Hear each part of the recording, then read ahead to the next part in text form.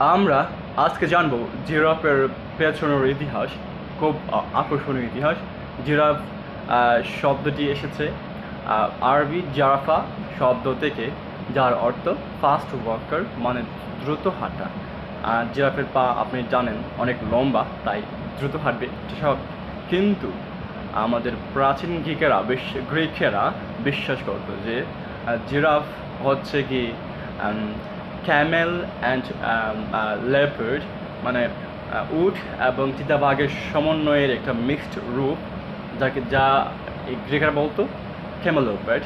So আমরা জানলাম তো জিরাফ পুরুষ জিরাফকে বলে ভুল জিরাফ, এবং মহিলা জিরাফকে বলে এক খাও giraffe.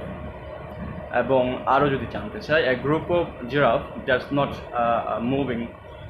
moving is called a tower, আর একটা group of giraffe that is moving or running is called a journey of giraffes. That's his total lessons.